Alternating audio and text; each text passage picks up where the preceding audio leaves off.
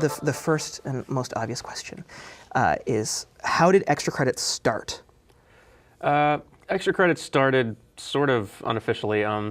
I was going to school for animation at Savannah College of Art and Design, and we had an assignment in our contemporary art history class that everybody had to take to basically, by the end of the term, write a 15-page research thesis on some topic and present a 10-minute, give a 10-minute oral presentation on that research thesis to the class. And the teacher knew that like this is a mandatory class. Very few people in this class are actually art history students. So she knew that like no one really wanted to be there or was that interested in the topic. So she gave us the directive to, all right, like do this on a topic of art that interests you, like something to do maybe with your major. Maybe this can be like kind of your thesis practice run. And so she recommended to me, as I pitched some different ideas to her, that like you should try something on games, because I've had some people like do some on games before, and I thought that's a good idea. And so I decided to make my research thesis about video games and storytelling, because it was interesting me at the time. And so I did all the research work, put together the thesis, and then when it came time to do the presentation, though, I don't know, like I knew I could do like a PowerPoint and kind of do a nervous, stuttering kind of presentation up there in front of the class, but like I knew everyone else was gonna. Well, continue. But I knew everyone else was probably gonna do that too, and like I knew it wasn't gonna turn out that well, so I thought making a video would be a lot more fun, and Zero Punctuation, Yahtzee had just come out, so like, I found those videos really entertaining, and I thought it could be a fun format.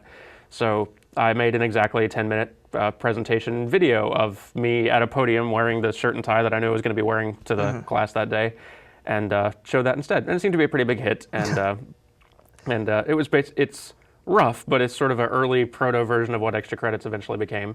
I made another one later on for a different class just because it was fun. And that one actually ended up getting some like attention on the internet. It showed up on like Joystick and Kotaku and Rock Paper Shotgun and a lot of other places. And I had there was one particular guy who'd written a lot of stuff on the topic. Video games and sex was the one that one was about, and named James Portnow. And so I ended up contacting him, one to like give him to show him, hey, here's this thing I made about a lot of the stuff you wrote, and two, to ask like, how do I pronounce your name? Like, did I pronounce your name right?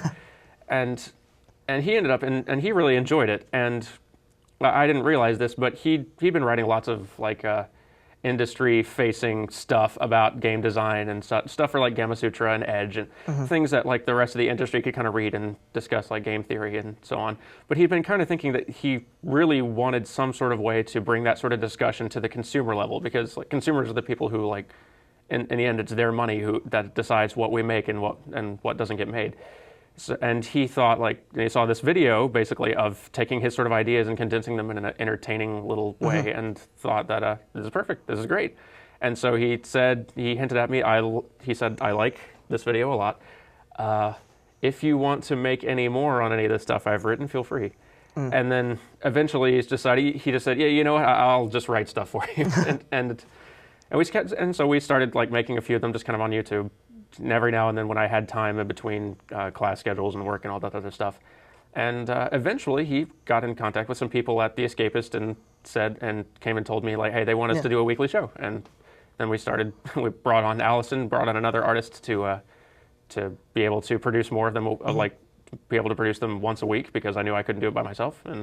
And yeah, so it actually became officially extra credits at that point. So how much of what extra credits is today exists in that original video that you made in your class? How similar is it to that video? Probably a lot of it. And yeah, like there are lots of small changes. I think we've mostly just refined the ideas since then. Like initially when I did the first video, like I pitched my voice up in the videos, as you can hear.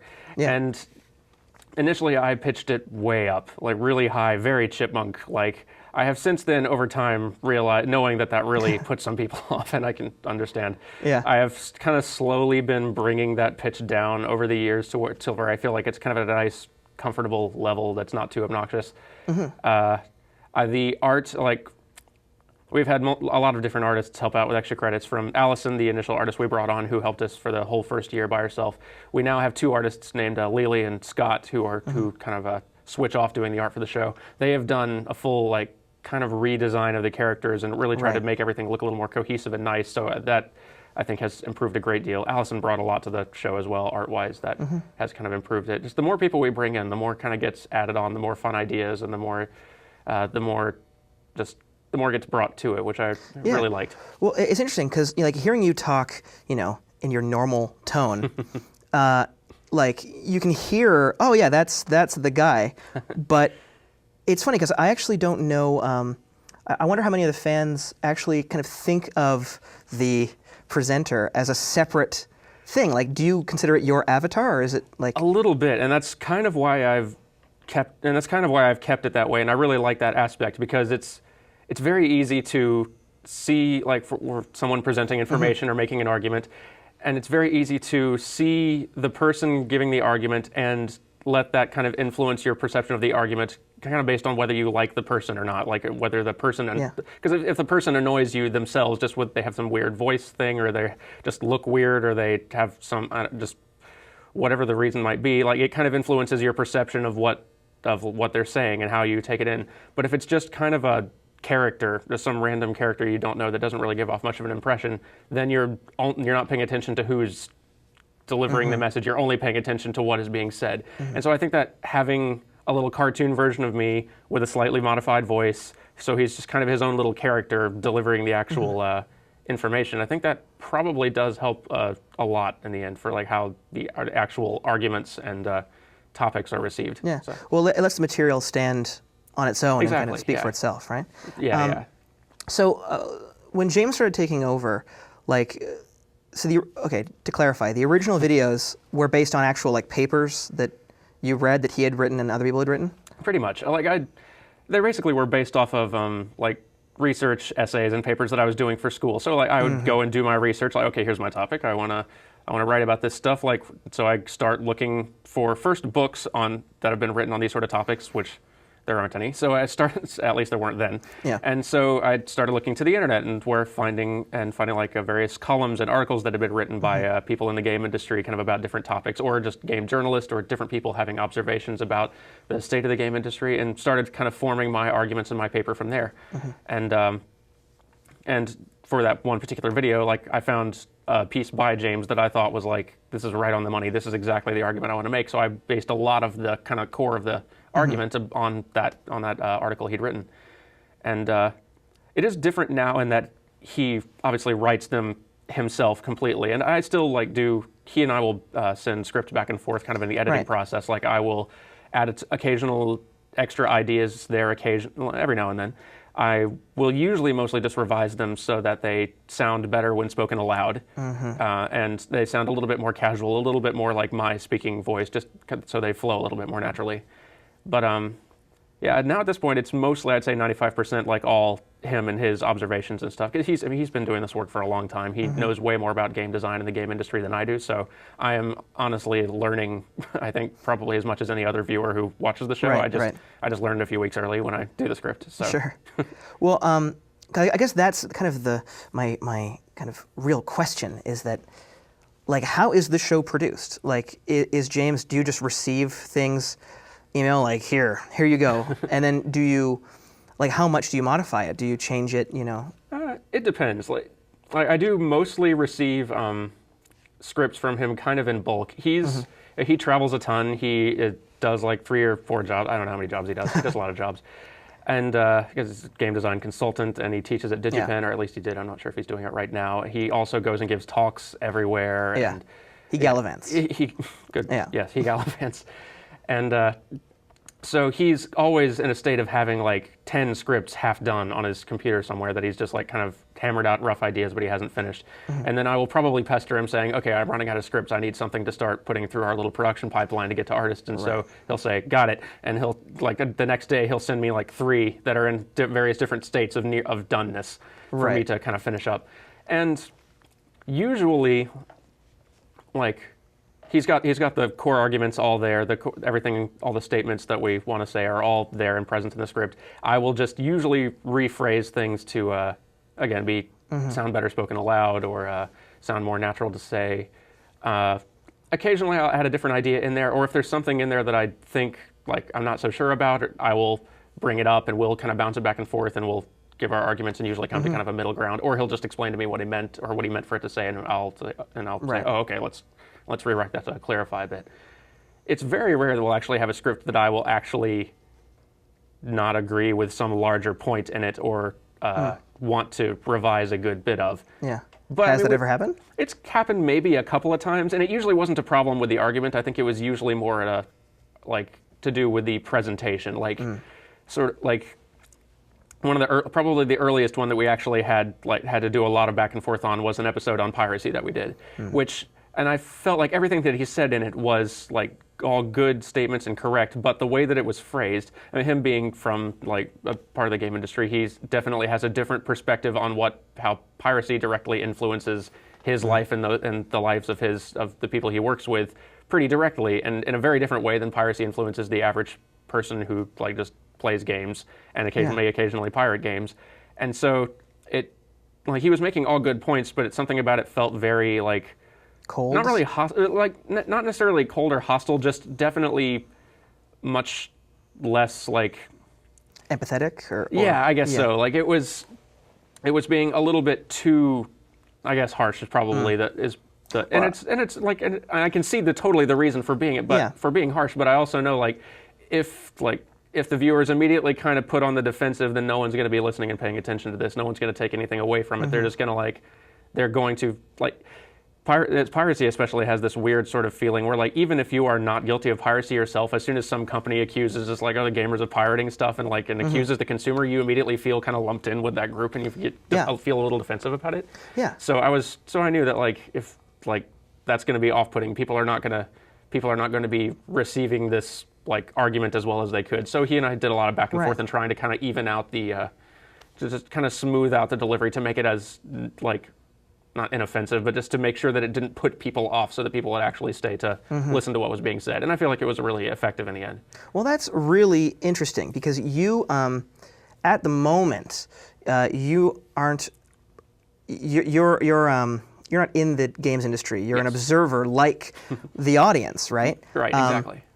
But now, we were talking before we started rolling that you actually have a job coming up at a game studio. I do. Yeah, I'm now in transition now that obviously I was working up here at Pixar Canada for a while, but the studio now being closed, I've been looking for other work and thought that this could be a fine time to go ahead and make the transition to trying to actually work in the game industry a bit. So, and I hadn't thought about it, but that may be interesting in that how it sort of changes my perspective while editing these episodes, because there has probably been some benefit to the fact that James writes these completely from inside the industry and knowing a lot about the industry and knowing how things work, and I'm kind of editing them and delivering them to the consumer kind of as one of the consumers, because I know I can guess how it will be received, and I can probably guess at what the average consumer probably already knows or doesn't know about the industry and stuff like that. So that may influence things a bit, but it'll be something to be mindful of as I can edit things in the future. It's interesting. I mean, certainly I'm not, I'm not worried about it. But it's interesting looking back to think about how possibly, because I was going to ask if you're a bit, if you ever feel self-conscious that you're now speaking really as a representative of games as a medium. A lot of people kind of look to extra credits as especially being on Penny Arcade, as these are game bros, bros and sisters, and are. This is the voice of game development. This is kind of a game design class that we can take as consumers. But it's interesting then that you are an animator and a musician, right? And that you might not have really expected to be in this position of having a lot of authority in this industry. Yeah, it is definitely strange just being kind of the sort of cartoon face of that show that is very much speaking from an industry perspective, because you're right, I'm not part of the game industry. I haven't been. I'm about to be, but I haven't been until now. And so whereas my character is doing all of the speaking, it's coming from somebody else's knowledge, which can result in often there are plenty of people who come up to me asking me about game industry stuff or recommendations for schools and stuff like that, and I'll just have to disappoint them and say, I couldn't tell you, man. You should ask James. And I feel like feel like I've learned a good bit, just like anybody else who watches the show. I've learned a great deal about the game industry. I feel much more like I have an idea of what I'm getting into in working in the game industry, and I'm excited to honestly learn more about it from the inside and kind of get more of a working knowledge of how these things are made. And I feel like it'll, in some ways, it will, though it will alter my perspective in editing things, it will help me work on the show more, I think, if I'm actually coming from a inside knowledge place. If I figure the more people who are who are working on the show who know about the subject matter like intimately firsthand, will probably the better. Well, I'm really interested to see how, because you're coming from Pixar, which is like, you know, animation mecca, right? Particularly for you know, for computer animation, right?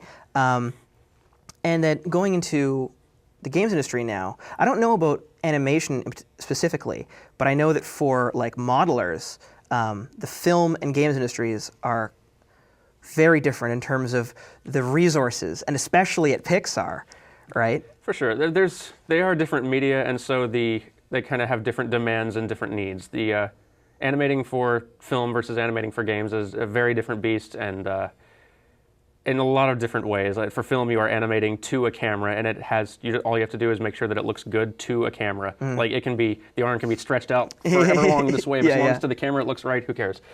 But in games, the player controls the camera. Like, has to look good from every direction. It has to be something the engine can manage. It has to feel responsive to the player. So, like, whereas in film, if I'm animating a punch, I'd probably like to make it look good, do like a great wind up and a great big punch. But by the time the player presses the button, he wants to have already punched the guy in front of his character. So you kind of have to like you have to mold your animation to actually fit the medium best and keep the player's experience in mind. And it's just a different, interesting kind of puzzle to work with. I'm kind of looking forward to stretching as an animator and learning how to animate well for a completely different medium. And I think it'll be a fun learning experience. So do you have, I mean, all the games that I think of that have amazing animation, except maybe Rayman, a lot of them use motion capture.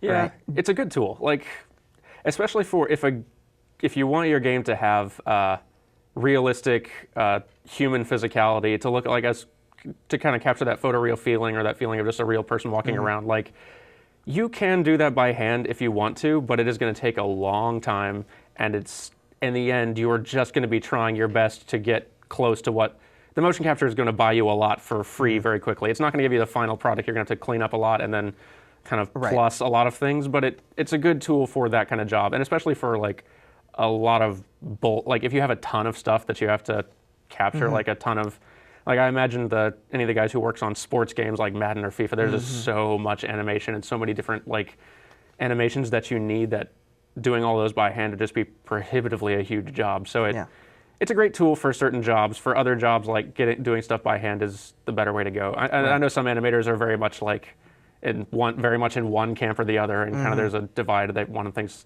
one's better than the other. I think it's just a good tool for certain jobs. Okay, so let's go on a tangent for a second here, because I know that you're a fan of My Little Pony. I am, yes. As am I. And actually, at the time of this recording, the fourth season can premiere today. Oh, is it? Mm-hmm. Fun. Yeah.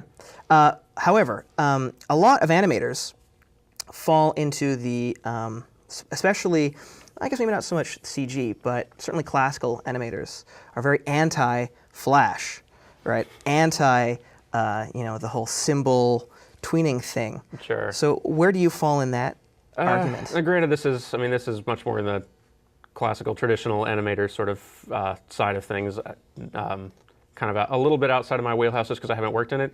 I know plenty of animators who have done that sort of work before who dislike Flash just because they dislike working in Flash, and just just the software. Just people have their software they prefer. But again, I see it kind of as a good tool for certain jobs. If you're wanting to produce TV animation relatively quickly and less expensive to get a good result for very little cost, I can totally see the appeal. And doing actual full traditional animation, doing full like Avatar, Legend of Korra, that sort of thing, that is like a tall order. It's a tall, very expensive order. Yeah. So there's a reason that show looks so good. They put a lot of money into that show, and I mean, it shows. It looks incredible. But yeah, if you're working with a smaller budget, then like it's a tool for the job, and and a good artists will be able to make that work with that tool to make a really great looking thing. Like there's lots of shows that are animated in Flash that don't look very good, and there's some shows animated in Flash that actually look pretty amazing, look pretty fantastic. Like I don't know if like Foster's Home for Imaginary Friends was in Flash itself or it's some other I think that was similar. Flash. Okay, but like it's in a similar sort of animation tool, and that's a really good looking show. Yeah. Like, and Martha Speaks looks really good. yeah, like it can be done very well. Like it's just it just depends on the artists, and it just depends on the needs and budget of the project itself. So. Yeah. I may prefer full traditional stuff because it's just a lot more flexible. Beautiful. But I guess it's beautiful and it's a lot more flexible. But I know that like you don't. Yeah. Like I love Pixar stuff too, but like not everyone has the budget or staff or resources for that. So so I went nuts with this because I've used Flash forever. I love Flash animation. Oh, yeah? I love it. And I saw this interview with Seth MacFarlane. Oh, interesting. Ranting about how he hates Flash. He's like, I hate it. It's so stiff. And I was like, what the hell are you talking? I mean, I like Family Guy. Don't get me wrong. No, but I mean, that's TV animation, even when traditionally drawn, and especially in that comedy set of like The Simpsons, Family Guy, Futurama, all that sort of stuff is very like hit a pose stick, like kind of stiff, like similarly stiff sort of thing. Like, I can see like certainly Flash definitely has a look to it in animation. So like generally that's hard to break out from, and sometimes I think it can work to a show's benefit, sometimes not. And I can totally see different people having like different opinions on just which looks better. Like even within high-end like 3D film stuff, like whereas certain animation styles may be sort of indistinguishable between different studios, so like Pixar, DreamWorks, Blue Sky, all these other ones. Like the veterans inside can see within animation styles will have strong opinions about which ones. I know this one here is the best one. The other ones like it's opinions on like what people kind of like the look of better. So. I think everyone likes the look of Pixar the most, though. But other studios do some really amazing looking stuff too. Like, in terms of absolutely, great artists everywhere. So you know, training dragons and stuff like that. Oh gosh. But okay, so what are the tools that are actually used to create extra credits? Because it looks, especially the first one, looks a lot like Flash, the Flash brush tool. It is still a Flash brush tool. Initially it was. The art is all created in Flash. Like I didn't originally make it as a full like video running. I mostly just did drawings and then exported images and cut. But yeah, because I'm not an incredible 2D artist myself, just having something that did a nice smooth. I like the nice smooth look, and so doing something like that I could get nice, colorful, smooth stuff in quickly seemed like the way to go. But yeah, artists still do work in Flash just to kind of to preserve that nice smooth look that Extra Credits has. I edit everything in Final Cut. Okay. So is it images that are exported, or do they export? It used to be images when I was doing it myself. The artists now just prefer to straight up just make it in Flash. Straight up, which is perfectly fine and probably easy. Okay, so actually we can move on to that part because so you get the script. Judging from what you've said so far, I assume that you get the script. You work it, and then you record it, and then it's drawn. Yeah, and once I've gotten the script from James and kind of done some editing passes back and forth, and we've decided, okay, it's good, I will then, I'll like get my mic, I'll go ahead and record the narration and clean all that up and kind of make it sound all nice. My wife actually helps do a lot of that now, which helps us. She's been credited too. Yeah, she's now kind of doing a lot more editing than I am, which is awesome. It's freed up. It's allowed me to actually have some spare time now and then. But yeah, so we'll get that all cleaned up, and then I will send the audio file and the doc file, the Word file to the artists for them to start on. It used to be that we just sent it to Allison, and then in a week she would have an episode done that was longer than episodes that we do now, just because she is a machine that can churn that stuff out that fast. But we have realized that is not sustainable as a it burns artists out too fast. Despite how simple those drawings are, it actually takes a lot of work. Deceptively long time to make these episodes. So now we have two artists who rotate, so they get 2 weeks for an episode, much more manageable. We try to keep the length to a reasonable, like a good 5-6 minutes maybe. And then, so they will have 2 weeks to go ahead and do all the art and get that finished up, and then send a video file back to me, or just the Flash file back to me. And from there, then my wife and I will save out movie files, get everything into Final Cut, and then start cleaning it up, kind of mostly kind of fudging the timing a little bit, like finding the exact the best feeling frame to kind of cut to a new image on, and maybe like moving some images around or swapping out some different images if we think there's other ones that'll be a better way to communicate what the narration is saying, and then just like adding credits and intro and outro credits and stuff, and then exporting and then uploading. So yeah. And so, do the artists have complete freedom in terms of the going to Google image search, doing the visual puns? Yeah. That usually we very rarely give them specific direction on this stuff anymore. Like if there is something we kind of have in mind for a visual gag or for some image that we were like that James was thinking of when he was writing it, we'll usually put like a comment in the Word file just to mention it. But usually we just kind of let them run free with it, because I found that not only will they oftentimes think of something better than I would have, but yeah, I guess that's the main thing. They will probably think of something better than I would have, or at least they'll think of something different that is funny, and they tend to add a good bit to it. Like, there's a kind of a trend in the show now where abstract ideas and concepts are presented in the show as these kind of big goofy monsters or whatever, like big little beings. That is something that Allison started doing just completely on her own. I never would have thought of, but it's a great idea. It struck me that that's kind of her specialty, isn't it? Is totally. creatures? Like, yeah, if you see her art and illustrations, she's this amazing illustrator. She creates these incredible looking monsters and creatures, and she's just so beautiful, and it's awesome. Yeah. So she comes into our dinky little glorified stick figure style, and and still kind of keeps doing that, but within our style with these cool little monsters and creatures, and it's just such a great idea.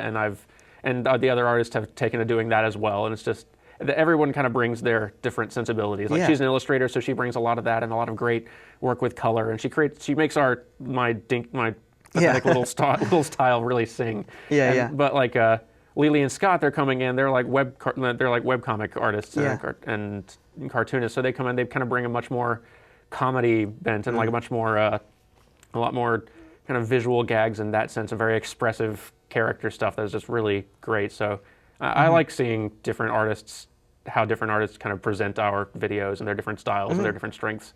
It's fun for me just getting to hand something off and then get to 2 weeks later have it come back and see what funny thing they came up with. Right. That keeps it kind of fresh and fun for me. Yeah. So from the narration standpoint, right? Have you, like, how far have you gone investing in, like, you are now like a voice actor, sort of, right? Like, like, have you bought like an amazing microphone? Are you like getting the baffling on the walls and stuff? I have gone from having a pathetic little stage microphone that I used without a pop filter. That's part of why the processed pitched up voice sort of thing was also helpful, because it helps to disguise a little bit the crappy microphone that I had. Right. Now I have at least a sort of medium, decent like condenser microphone with a pop filter and all that. It still could be really nice to create like a kind of a nice, padded, better sound area for recording in. I have not done that yet. Maybe in the new space we move to, I will kind of be keeping that that in mind a bit more. I'm going to be moving to Seattle pretty soon, which is where James happens to live, which opens up some other possibilities for the future of the show, and actually being able to be in the same space a bit more often. And we're kind of tossing around ideas for sort of things that we could do, which might involve a lot more like recording either video or audio in an area like our apartment, meaning that I'll need to start like actually thinking about that sort of stuff a bit more. Right. There's definitely room for improvement there, but it is better than it was. So do you have acting experience?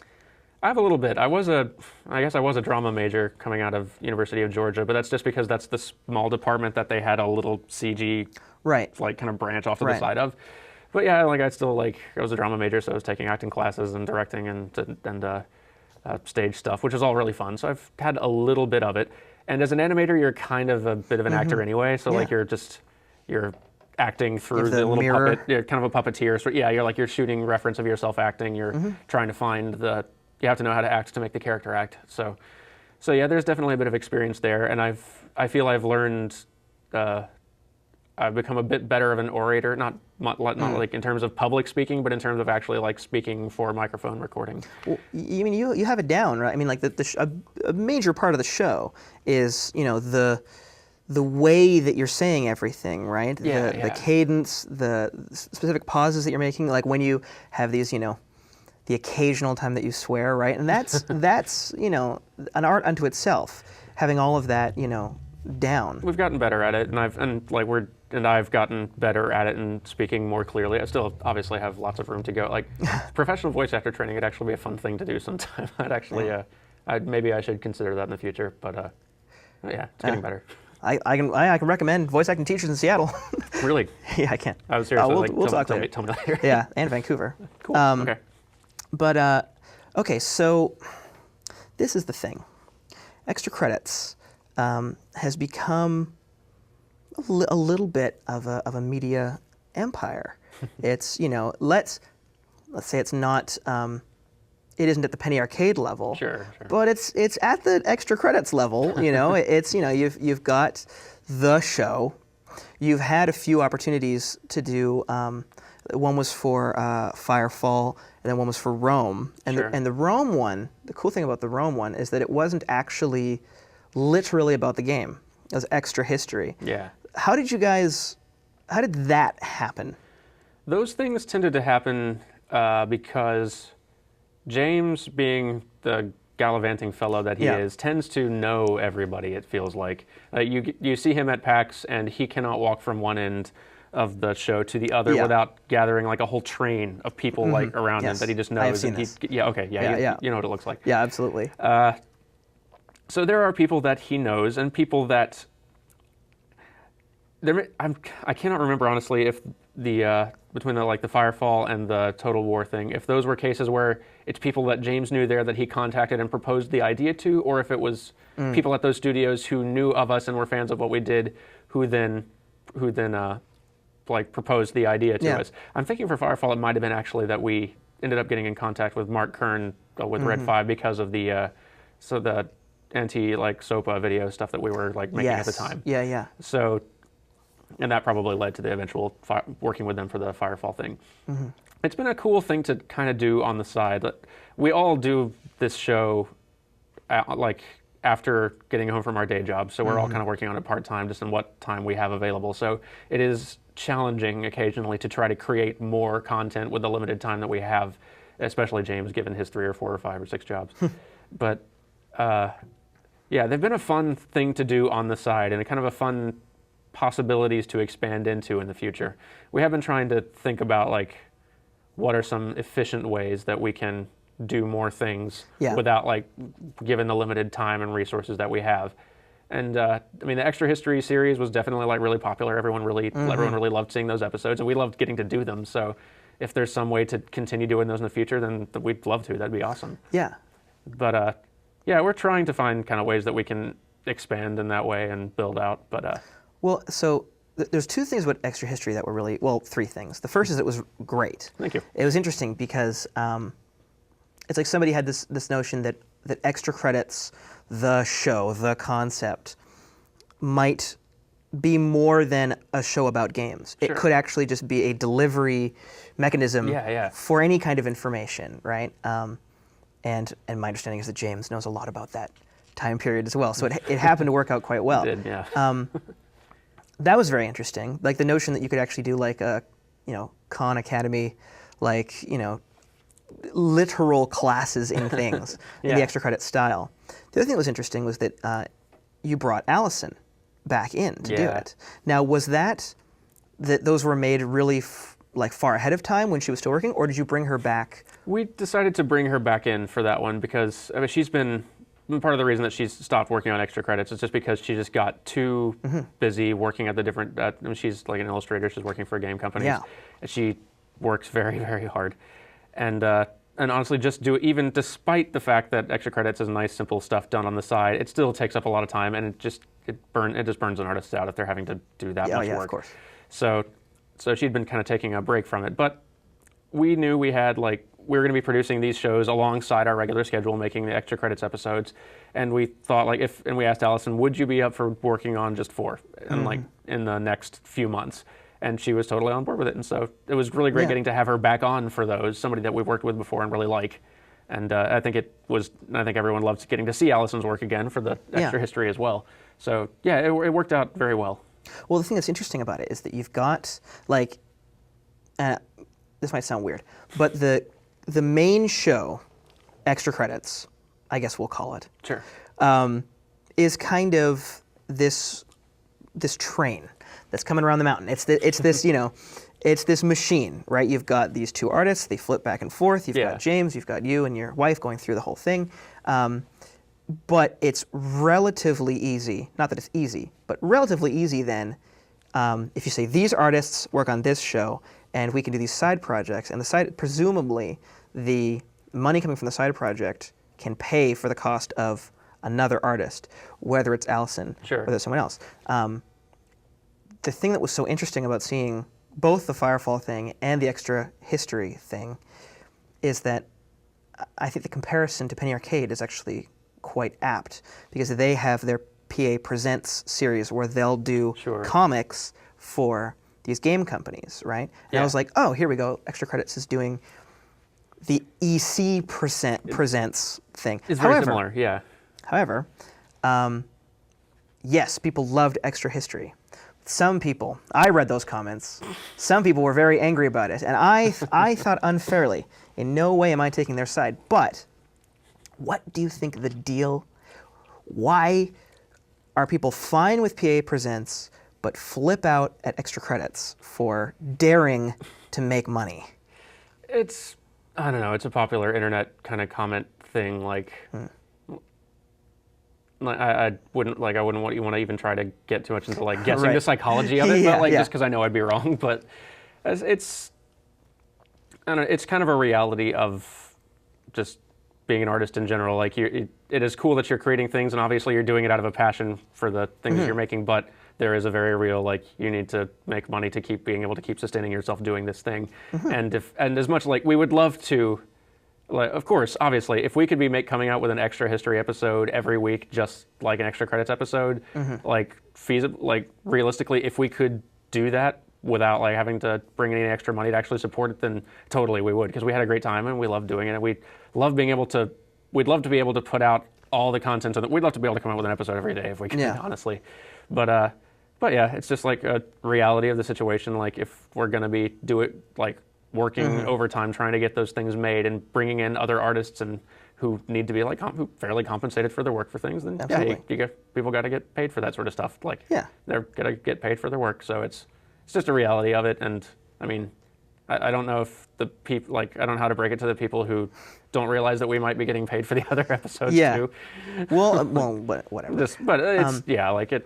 It's fine. Like, I think there are always those people who are like, who will see that situation, and I can understand in some cases, because if they see sponsored by a certain game company, immediately that sends up a tiny, whether it's merited or not, like a tiny red flag of, wait a minute, I better pay attention to this, just because you never know. But whatever. But yeah, on the whole though, there were a lot of people who really dug it as well. Most people loved it. So yeah, right. and most people don't comment at all. Yeah, it's right, and loved it. It's way too easy to just focus on the negative comments and let those be the only ones you see and remember. So like, it takes a while of training to keep registering more of the positive ones and rather than the negative ones. So has that been something that you've had to kind of learn over the course of doing Extra Credits? A bit. Or did you come in kind of expecting? I may have expected it a little bit, and it does definitely take some discipline and practice and constantly reminding yourself that, like, for every negative comment you see, like, I just read past like 5 positive ones before then. Like, don't just focus on the negative one. And the vast majority of people will watch and enjoy and never say anything at all. Yeah. So, and it's good to have to try to keep remembering there are lots of positive comments coming in. Don't just focus on the negative ones, because that's what you always do naturally without. But honestly, our audience is pretty great in general too. Like, I've gone looking for comments that are like actually some of the really like hateful, like aggressive, like terrible harassment ones. I don't know if we've ever really had those. Like, we will have people who disagree with us or don't like an episode or don't like some aspect of the episode or complain about a certain thing that we do or whatever. But like, we've never had like outright like bile hatred like thrown at us, and generally we, even like within YouTube, and like YouTube comments have a reputation, but like even on our YouTube comments, I feel like we have a fairly decent like discussions that end up happening, and yeah, that's still YouTube comments, so you'll get the bad ones too. But like for YouTube comments, Although they're better now. Got the G plus. Yeah. But like for YouTube comments, like yeah, I feel like we've got a pretty good community that we've been building up as fans of this show. I'm pretty proud of them. So okay. So you've got the show. You've got your version of PA Presents in a way, your side thing. You also got shirts. You've got the shirts. You've got the clothing. I'm surprised you don't offer ties. There's so many merch ideas we'd like to do that we've just like. Yeah. They're future thoughts that we're kind of having to like, kind of have to get like the merch train kind of like up and flying, merch plane up and flying before you can actually like build up momentum and start offering different things. But there are definitely lots of fun little merch things we'd love to do in the future. But so the obvious one is DVDs. Some method of paying for the show. Is there any reason why you haven't pursued that so far? We've definitely thought about it and talked about it, and there are definitely some companies and distributors that we'd be talking with to probably do that. I think it's mostly just logistics of somebody having enough time to organize and figure out all of this stuff. Like we do have people who are helping us out with this more and more. We've got Icono, who runs our website, the extracredits.net, who manages a lot of the merch stuff as well, which has been fantastic because it's just something that I don't honestly know how to do myself. I could try, but I don't think I do it especially well. I think James could do it, but he doesn't have time. And so having other people who kind of help out in their spare time and doing these sort of things is a huge, huge benefit. I forget where I was going. Well, that's okay because I know where I'm going. Fantastic. Well, at least one of us does. Yes, which is that talking about the Extra Credits empire, at what point does Extra Credits outgrow Penny Arcade TV? Specifically, not Penny Arcade, not in terms of you're a bigger company, but in terms of we want people watching this show on our website. Sure. I mean, I don't really know for sure at this point. Like, I think we would like to keep on growing and expanding, and I don't know where the show is necessarily going to be. Like, I wouldn't have guessed the show would be where it is now a few years ago. Like, we've been on various different sites. We're kind of scattered around. So things keep on happening, and it's interesting seeing that path go. But we would like to keep growing and expanding, and I don't know if like that'll continue being on PATV or if that will be. Obviously, we have our own YouTube channel that we're building up and continuing to try to build up as well. And if we keep creating additional content, I don't know if that'll all be on PATV or if that'll just be on our stuff as well. There are lots of things that we're kind of talking about for the future, especially with me moving down to Seattle, living in the same area as James, that we may be able to start doing that. None of it's really like set in stone. They're just all kind of brainstorming and ideas, but I'm pretty excited for like what might be happening with Extra Credits in the next year or so, just as we start bringing some of those ideas into reality and such. Like, there've been some kind of cool ideas floated that I hope we can manage to pull off, because I think it'd be cool. That you can't talk about. No, not yet. I probably could, but there's no point yet. It's fine. No guarantees. No, of course. Okay. So how did Penny Arcade enter the picture? Because there was a bit of awkwardness. There was the relationship with The Escapist. Sure. There was a relationship with Edge before that, wasn't there? There was sort of. The relationship with Edge was more that it was kind of in that stage before James was actually writing scripts for me specifically. So I was taking stuff that he had written, and in those cases, like he had written a piece for Edge like a year ago, and I decided, that would make a great episode. So I went ahead and made an episode, and then we went ahead and just released them as sort of on YouTube, and then also linked in as like a visual component to the to the script, to the article that he'd written. So it was sort of for Edge, but not really. But yeah, we were with The Escapist for a year. After the whole thing went down with The Escapist and we ended up leaving, we kind of just defaulted to a YouTube channel for a little while, just because we're like, well, we're not going to stop making shows, so let's just keep making them somewhere until we land somewhere else. And then we were just kind of like talking to lots of different companies and sites that offered, and there were lots of great places. It wasn't a super easy choice, but Robert Koo with Penny Arcade definitely did, like, I think it was over Twitter, just said, it's like, hey, contact me. and we ended up doing it, and we liked the Penny Arcade company and like a lot of the stuff that they do, and it felt like a pretty cool place to go. So we ended up just deciding to go with them. And they've been a great group to work with too. Yeah, so. but how much interaction do you actually have with those guys? Like, is it like, are you essentially just giving them files? Mostly. The one I have the most contact with is Josh, who's sort of Joshua Price, who's kind of Robert Koo's kind of like right-hand guy, who he manages a lot of the PATV stuff in general. And so I'll usually be like emailing with him kind of once a week, mostly as I'm uploading stuff and letting him know, or if we're a little bit behind schedule, I'll let him know that as well. Yeah, like I have met with most of the other Penny Arcade staff at some point, usually at PAX, just saying, hi, that's me in person. Yeah. James, I think, has talked with them a bit more because he was more instrumental in actually making the whole relationship start in the first place and kind of meeting with them and sorting things out. But yeah, like they've been very great to work with. They've been very cool with us in the occasional times when like an artist gets sick or has some like flash crashes on him or something happens and things run late. They've been a good group to work with. We like them. So how, as an individual, as an entity, the entity known as Dan Floyd, how connected or I don't know, attached or whatever do you feel to when Penny Arcade hits any kind of controversy? Yeah, those are weird times. I usually, in those times, kind of feel like sitting back and watching what happens. Just because not wanting to be like completely removed from it. Obviously, we're creating stuff that gets made for their company. Usually, like, I mean, there'll be some people who obviously come and ask us about it too, and honestly, like, obviously, I don't control what people say or what they or have any like, and I don't like interact with people. Like, again, Josh is the only person that I'm really interacting with that regularly, and even that is only like kind of an email a week or so. But I'm certainly am not always happy with everything when those events come up. Yeah. Because not only because it's an awkward position, but I'm not always super happy with the situation themselves. But I generally feel like when those occasions happen, I don't believe it's ever coming from a place of those things are said. I don't really believe it's ever coming from a place of malice.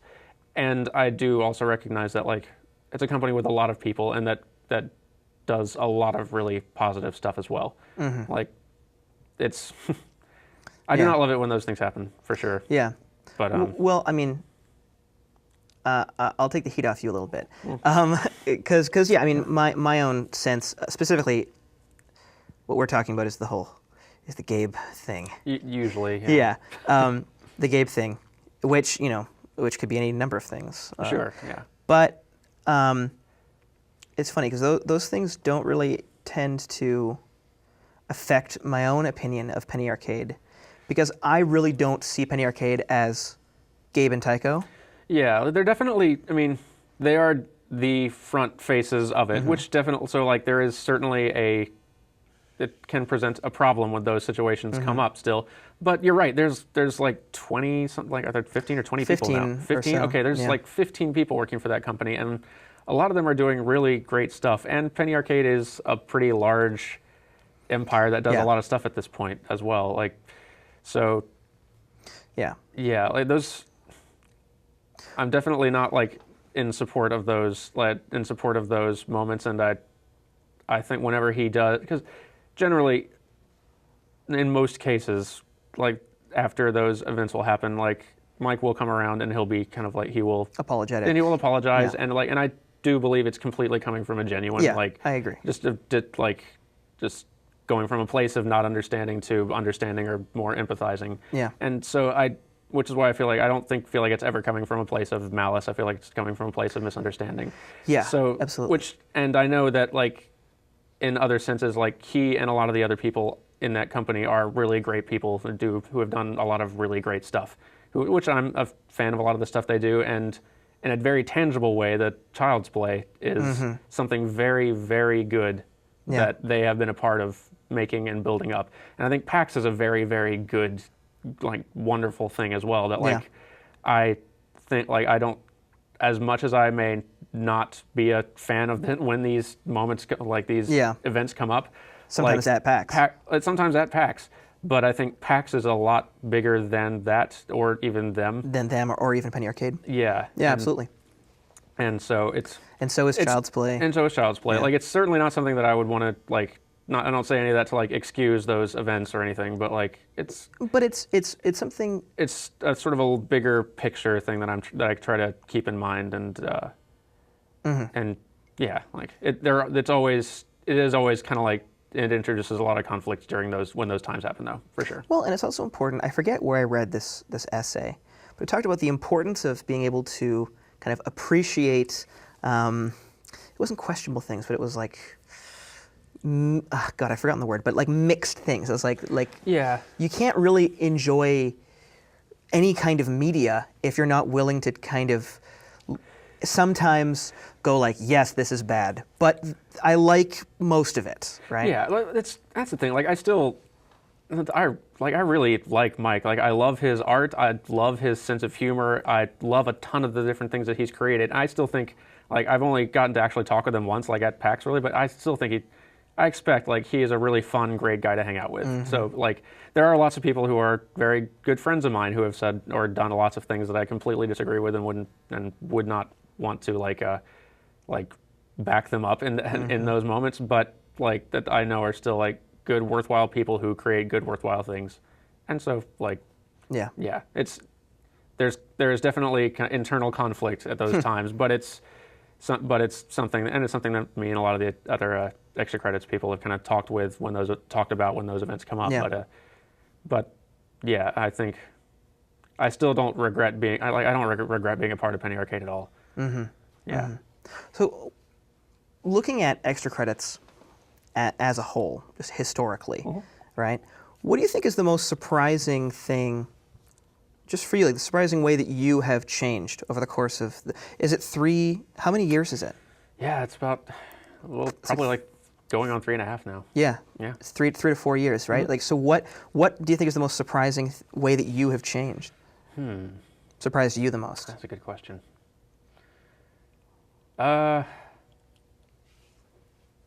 I feel like I've grown up a lot. I feel like I've learned a lot more about how games work.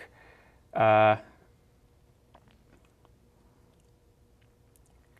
interesting. Like I feel like I have, but I'm having a hard time thinking of any great tangible ways that I've grown up and changed all that much. Like you got married. that is true. I did get married. I've been married for a while though. Okay. Yeah. Old news. Yeah, but Yeah. I feel like for a good while, like I've become slightly less directly involved in extra credits over time. Like ever since its early inception of being a class project, I was doing every part of it, Yeah. writing and voicing and art and every aspect. So eventually I handed over the writing stuff to James, who's much better at it. I handed over the art stuff to Allison, who's much better at it. And then Lily and Scott, also much better at it. I've kind of just over time, I feel like the show's been getting better and better the more I give away to other people. But I'm still spending a great deal of time every week, just more in a production sense of just making sure that everything is on schedule. Everyone's got what they need when they need it. Everyone is happy with stuff. Everyone's feeling okay with how things are going. It's kind of much more of a management sort of position. So. And probably for a while, like over the last year or so, I kind of felt like we had settled into kind of a nice holding pattern. Stuff was coming out, things were stable on a site, and it was kind of worked into a nice routine. But I feel like now with a lot of the ideas we've been floating around for potential growth and extra stuff, I'm feeling really excited about like kind of new big steps for extra credits and new different ways that we could go and more things that we could do, like in a way that I haven't like been as excited about it in like probably a year or two at least. Yeah. So like I'm pretty pumped for whatever like changes might be coming down the road if we can manage them. Yeah. Any of them. Yeah. But whatever changes though, you are the voice. Oh, totally. Yeah. Yeah. Like, as much as that's one thing that I wouldn't want to. It's one thing that I definitely can keep doing easily without I'm I'm sure there probably is someone who could do it better than I could, but like I don't know. It's a hard like it's kind of a thing on the show now. Like it's just like the pitched voice thing. Like I may have plenty of times when I think like, why did I do that pitched voice thing? Why couldn't I just? I wonder if I changed it now, would people get mad? But then it's also like it's a part of the show. It's a big part of the show's character. It's a thing now. I don't think I could change it if I wanted to. And ultimately, for the reasons we talked about earlier, it's probably good. It's probably good that it stays the way it is. And yeah, I want to stay as involved with the show as I can. Like there are definitely like, especially going into working in the game industry, that can run into a lot more like conflict of interest stuff. Like there are a lot of companies that like wouldn't be super thrilled with having somebody who's publicly a part of the company who's talking about games all the time and could potentially like talk about stuff that's not in the company's best interest. So like there are problems to like steer around there, but like this isn't a show that I would ever easily give up. There are definitely lots of cool opportunities that I have given up just to keep on doing the show, and will keep doing this show just because it's really important to me.